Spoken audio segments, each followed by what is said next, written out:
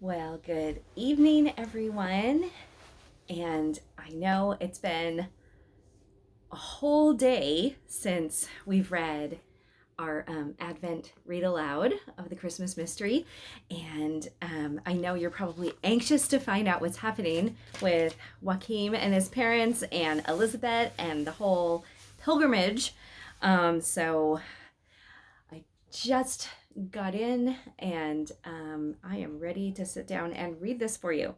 So, the 18th of December. What is that? What do you think that is? It looks like maybe like a torch or something. I'm not sure. We'll find out. First, I thought it was an ice cream cone. Okay. So, Papa hadn't liked Joachim opening the magic advent calendar before he and Mama got up. On the 18th of December, it was he who woke Joachim. That day, there was a picture of a rod with a shining gold ball on one end. Oh, that's a scepter, explained Mama. Kings and emperors have used rods like that as a symbol of dignity. The round ball is probably meant to be the sun. Joachim unfolded the little piece of paper that had fallen out of the calendar and read aloud to Mama and Papa. They sat on each side of him on his bed. The Emperor Augustus. A strange procession swept through Thrace towards Constantinople on their way to Bethlehem. 500 years had passed since Jesus was born in a stable, swaddled in a piece of cloth, and placed in a manger because there was no room for Mary and Joseph in the inn. But that old story was already familiar in large areas of the world. They stopped in front of one of the city gates that was guarded by soldiers. The soldiers drew their swords and raised their spears as soon as the first sheep reached the gate. Then the angel, Seraphiel, flew up beside the sheep and placed himself between them and the soldiers. "Be not afraid," he said. "We are on our way to Bethlehem to pay homage to the Christ child. You must allow us to pass." The soldiers dropped their weapons and threw themselves on the ground. One of them signaled that they could pass through the city gate, and soon all the pilgrims were inside the solid city walls. It was early in the morning and the city was not yet awake. The procession of pilgrims stopped on a hill with a good view of the harbor and the Bosporus, which divides Europe from Asia. The sound was so narrow that they could see across to the other side. "The time is 495, said Ephrael. Originally, the city was called Byzantium, but in the year of our Lord 330, it was made the capital of the Roman Empire by the Emperor Constantine. First, he called the city New Rome, but it was soon given the name Constantinople. After that, the city took back the old Greek name Byzantium. In just under 1,000 years, in 1453, the city will be conquered by the Turks, and they will give it the name Istanbul. We can take that for granted." Had the soldiers heard about Jesus? Elizabeth wanted to know. "We can take that for granted.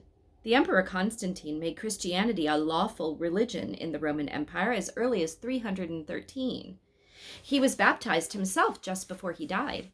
Some years later, in 380, Christianity became the state religion throughout the Roman Empire." "However do you manage to remember all those dates?" asked Elizabeth. "I only have to follow the angel watch," replied Ephrael. "Since we don't have to bother about all those seconds, minutes, hours, and days, it's not so difficult to remember the years. Another date we must notice is the year 395, exactly 100 years ago. That was when the Roman Empire was divided, and Constantinople became the capital of the Eastern Roman Empire." The angel, Seraphiel, came up. He pointed at a beautiful church. "That church is called a basilica," he said, "and was built in honor of God's wisdom by the Emperor Constantine. In a few years, it will be destroyed by fire. But on the same spot, the lovely Santa Sophia Church will be built. It will stand as a landmark for centuries." "We must get across the Bosporus," said Quirinius. "Then it's not very far to Syria." "Dixie." Joshua thumped his shepherd's crook on the ground. To Bethlehem! To Bethlehem! They ran down through the city, and before long were standing on the furthest point of the Golden Horn. At the edge of the quay, there they were met by a magnificent man in colorful clothes and with a glittering scepter in his hand. In the other hand, he was holding a thick book. Imperial was already airborne in order to say, "Fear not," but the handsome man took no notice of the cherub. He came straight towards them. "I am the Emperor Augustus, and I shall accompany you across the Bosporus. I order you to accept this gesture without any unpleasant protests." He showed them a boat with several large sails. The sheep had already begun to jump on board. "Then you are one of us," said Ephrael. Elizabeth turned to the angel and said, "I didn't know the Emperor Augustus was Christian." A mysterious smile passed over the angel's face. "But the old Roman emperor has been taking part in the Christmas gospel as a kind of stowaway for many centuries. And God's kingdom is open to everyone, even people who travel without a ticket." Elizabeth thought the angel's words made heaven even bigger than she had imagined. She hid what he had said in her heart. Soon the large company was over on the other side of the Bosporus. As they landed, Elizabeth greeted the Roman emperor and asked what kind of book he had under his arm.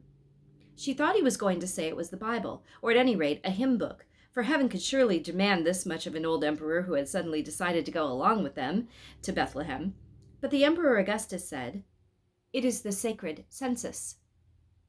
He said no more. He was so handsome and so proud that he clearly did not like talking for too long at a time, or at any rate, not to little girls. Elizabeth thought that was a bit odd, for it surely didn't happen every day that a Roman emperor was able to greet a girl who had run off after a lamb who had escaped from a store in Norway and headed for Bethlehem. Joshua struck the ground with his crook and reminded them where they were going. Where are they going? That's right. But they hadn't run very far before they stopped on a hill above the town of Chalcedon. The town was teeming with priests. They were like a swarm of bees. Elizabeth was astonished, in fact almost scared, to see so many priests at once. "Fear not," said the angel Seraphiel. "The time is 451 years after the birth of Jesus, and the biggest conference in the history of the Christian church is being held down there. The town is called Chalcedon, and priests and bishops from the whole of the Christian world have poured in." "What are they talking about?" Elizabeth wanted to know. The angel laughed. "They're trying to reach an agreement about correct Christian doctrine." "Are they going to agree?" "After long discussions, they'll finally make a declaration that says that Jesus was both man and God. But they are discussing a great deal else as well. Some of them are so eager to find out what is the correct belief that in their haste they forget what is most important." "And what's that?" asked Elizabeth. "That Jesus came into the world to teach people to be kind to one another. No other lesson is more difficult for a human being to learn, or more important. It's not as important to know how many angels there are in heaven or whether God has a splinter in his little finger." "Has he really got one?" "It doesn't matter, I told you. It's more important to see the beam in your own eye." Elizabeth found that very difficult to understand, but she hid the angel's words in her heart. Perhaps she would understand them better another time. The two wise men were clearly not entirely satisfied with what the angel had said. "It is, strictly speaking, not necessarily to believe in angels at all," said Caspar. "Many people believe that such concepts have very little to do with what Jesus wished to teach us." "The angel stories may only be fairy stories," added Balthazar, "but that Jesus wished to teach humans to be kind to one another was no fairy story." Only now did Ephrael begin to argue. "We angels are not used to using such strong words," he said in a gentle voice. "All the same, I must say that this is one of the silliest things I've ever heard, or at least on this pilgrimage. You should be ashamed of yourselves, both of you, or you should stay in the Orient and not start wandering westwards with such irresponsible talk." Yes, indeed, added Imperial. You should be ashamed of yourselves, both of you. I'm offended. The next moment, Imperial did something Elizabeth thought angels in heaven would never do. He put his hand in front of his offended face and thumbed his nose at the two wise men of the Orient. Bah to you, said the cherub. Yes, indeed. A certain nervousness began to spread among the godly company. The angel Seraphiel unfolded his arms to show he was not carrying any weapons. It's easy to lose courage when even your nearest and dearest lose faith in you. But although we can disagree about such important matters of belief, we mustn't under any circumstances begin to quarrel. Now let's try to forget the unkind things that have been said and the unkindness that was thumbed. Joshua the shepherd was clearly in agreement with the last speaker, for now he thumped his crook on the ground and said, "To Bethlehem! To Bethlehem!" And with that, they started moving down through Phrygia. Joachim sighed heavily and let the piece of paper fall into his lap. It's silly when grown-ups quarrel, he said, but it's even sillier when the angels in heaven start quarreling. Papa nodded. These have always been sensitive matters.